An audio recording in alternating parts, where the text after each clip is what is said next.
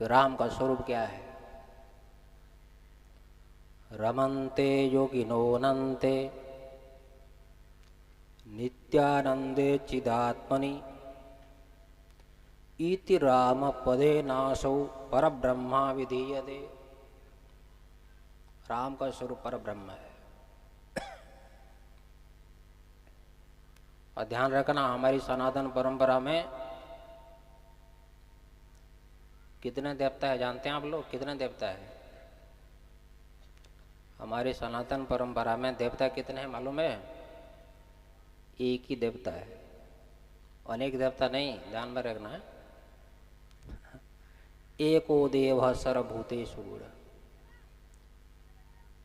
देवता एक ही है। और ये भी ध्यान रखना है कि हमारे सनातन परंपरा में शास्त्र भी एक ही है, अनेक शास्त्र नहीं है। वो शास्त्र का नाम क्या है? वेद। एक ही शास्त्र है, एक ही देवता, एक ही शास्त्र है। और कितने गुरु है मालूम है? गुरु कितने हैं? गुरु तो एक ही है, एक ही देवता है, एक ही शास्त्र, एक ही गुरु है। गुरु कौन है? परमात्मा ही गुरु के रूप से आते हैं।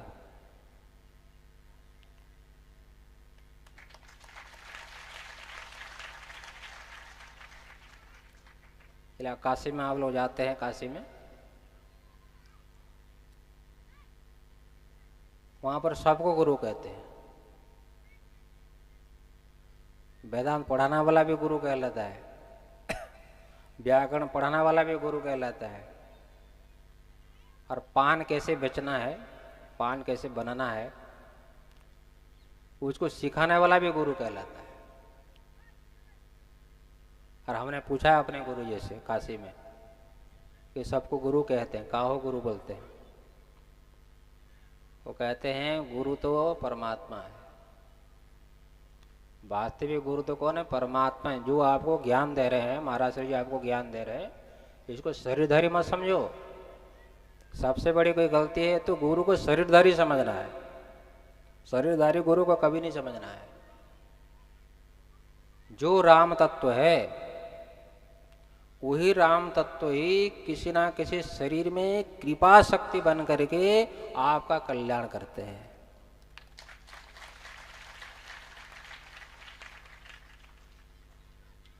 इसलिए जो आपको ज्ञान दे रहे हैं उसमें परमात्मा की बुद्धि करो। इसलिए महर्षि पतंजलि भी यही कहते हैं, सा पूर्वेशाम अपि गुरु कालेना नाम चेदात। जो सूत्र कहते हैं भाई, अभी जो ज्ञान दे रहे ये केवल ईश्वर नहीं है, हमारे पूर्वजों को भी जो जो ज्ञान प्राप्त किए हैं सब परमात्मा से ही ज्ञान प्राप्त किए हैं। इसलिए ईश्वर गुरुरात्मेति मूर्ति वेद विभागिने। ईश्वर और गुरु केवल नाम अलग अलग समझो, तत्व तो एक ही है। जो ईश्वर का स्वरूप होता है वही गुरु का स्वरूप होता है। परमात्मा को प्राप्त करना तो बहुत दूर की बात है। इस संसार में आपको किस मार्ग से चलना है, आपके जीवन का लक्ष्य क्या है, उसको बता रहे, इसको जानने का ज्ञान भी आपको गुरु के बिना हो ही नहीं सकता है।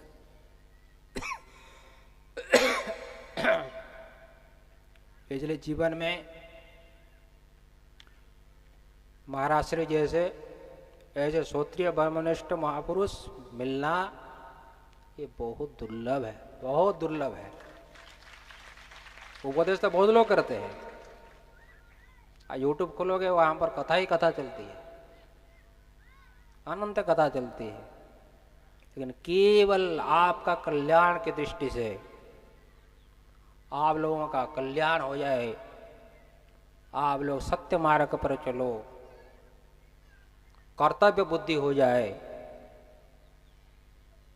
घर में यही समस्या हो रही है। फिर महाराज श्री जी की कथा मुझे बहुत इसलिए अच्छी लगती है, केवल मैं स्तुति नहीं कर रहा हूं, कि सामान्य व्यक्ति को भी ध्यान रखते हुए गृहस्थ लोगों भी आगे बढ़े,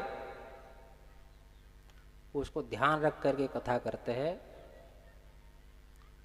इसलिए बहुत लोग ऐसे कम कथा करते हैं। इसलिए घर में समस्या ये हो रही है, हम देख रहे हैं कि कर्तव्यता बुद्धि नहीं है। मैं पति हूं तो पत्नी के लिए मेरा क्या कर्तव्य है, ये ज्ञान पहले होना चाहिए। पत्नी है तो पति का मेरा क्या कर्तव्य है, संतान है तो माता पिता के लिए क्या कर्तव्य है।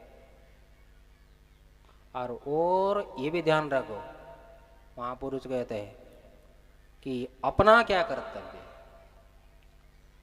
भगवान ने मुझे मनुष्य जन्म दिया है कि अपना क्या कर्तव्य, ये कर्तव्यता का ज्ञान गुरु कृपा के नाम प्राप्त होता नहीं है।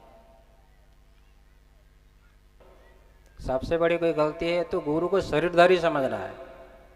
शरीरधारी गुरु को कभी नहीं समझना है। जो राम तत्व है वही राम तत्व ही किसी ना किसी शरीर में कृपा शक्ति बन करके आपका कल्याण करते हैं।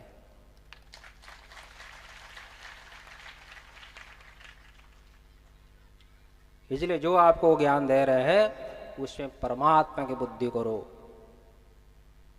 इसलिए महर्षि पतंजलि भी यही कहते हैं, सा पूर्वेशाम अपि गुरु कालेना नाम चेदात। जो सूत्र कहते हैं भाई, अभी जो ज्ञान दे रहे ये केवल ईश्वर नहीं, हमारे पूर्वजों को भी जो जो ज्ञान प्राप्त किए हैं सब परमात्मा से ही ज्ञान प्राप्त किए हैं। इसलिए ईश्वर गुरुरात्मेति मूर्ति भेद विभागिने। ईश्वर और गुरु केवल नाम अलग अलग समझो,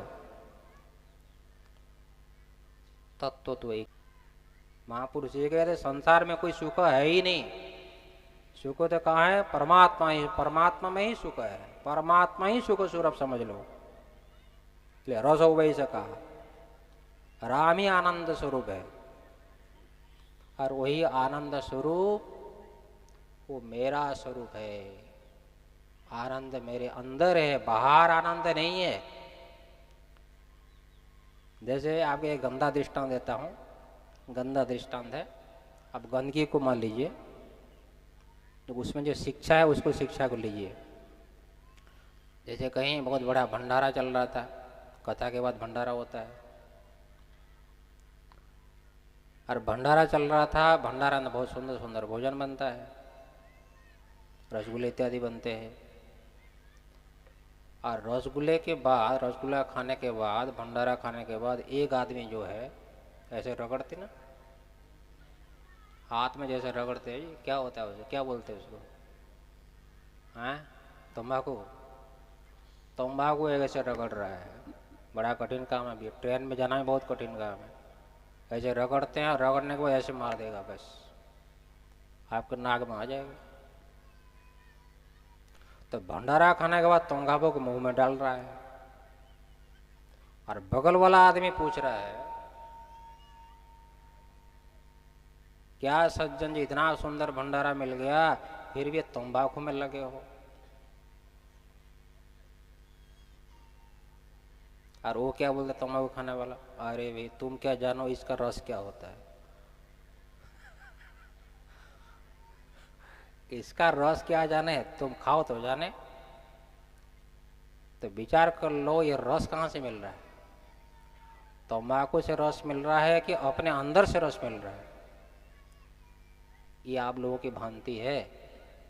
तंबाकू से रस नहीं मिलता है, और रस तो अंदर जो परमात्मा राम बैठा है, आनंद स्वरूप से जो राम बैठा है, वो तंबाकू खाने से तुम्हारा मन थोड़ी देर 2-4 सेकंड जो है शांत रहता है, सात्विक रहता है। उस सत्वगुण चित्त में वो परमात्मा थोड़ा सा प्रतिफलन होता है, और वो थोड़ा सा जो आनंद है और तुम्हारे जीवन में जीवन भर यदि मिल जाए तो कल्याण हो जाएगा। इसलिए गुरु का यही कर्तव्य होता है, आपका जीवन को जो चरम लक्ष्य है नित्य परमानंद की अनुभूति, ये तुम्हारे जीवन में नित्य मिले, यही महापुरुष का कर्तव्य होता है, ये महापुरुष का प्रयास है। अरे ये महापुरुष महाराज श्री जी इसी में लगे हैं। यही अहेतु की कृपा कहते हैं। ऐसी अहेतु की कृपा आप सबके ऊपर। और जो बड़ा जजमान जी भी क्या नाम था, यशवंत, आपको जीवन में बड़ा ऐसे जस मिले और ऐसे जस और भी लोगों को प्राप्त हो, ऐसी आप प्रेरणा देते रहिए। भगवान आपको स्वस्थ रखे शरीर से और मन से भी मस्त रखे, यही भगवान रामचंद्र के चरणों में प्रार्थना करता हूँ। ओम शांति शांति शांति।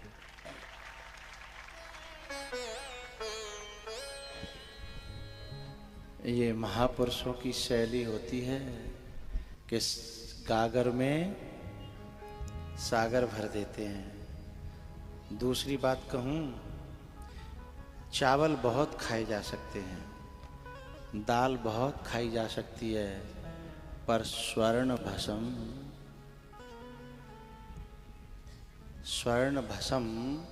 अब कछु तो जानते ही नहीं होंगे स्वर्ण भस्म क्या होती है, हैं? स्वर्ण भस्म बहुत नहीं खाई जा सकती है। तो ऐसे तपो मूर्ति त्यागती जो हमें अहेतु की कृपा करके दर्शन देने, अपने हृदय का मंथन किया हुआ अमृत पिलाने स्वयं आए हैं, ऐसे महापुरुषों का ये वचनामृत स्वर्ण भस्म है, हैं? इसको बहुत नहीं। और एक बात बताऊं, अब तो जो फोन चल गए, पहले होती थी चिट्ठी और उसमें सब कुछ लिखने के बाद नीचे लिखा जाता, मेरे थोड़े लिखे को बहुत समझना, हैं? ऐसे ही ऐसे तपो मूर्ति, त्याग मूर्ति, ज्ञान मूर्ति महापुरुषों के थोड़े कहे को, बोलो बोलो, बहुत समझना। तो हम बहुत कृतज्ञ हैं, आभारी हैं, और जनता की तरफ से भी, अपनी तरफ से भी, यजमान परिवार की तरफ से भी स्वामी जी के चरणों में आभार प्रकट करते हैं।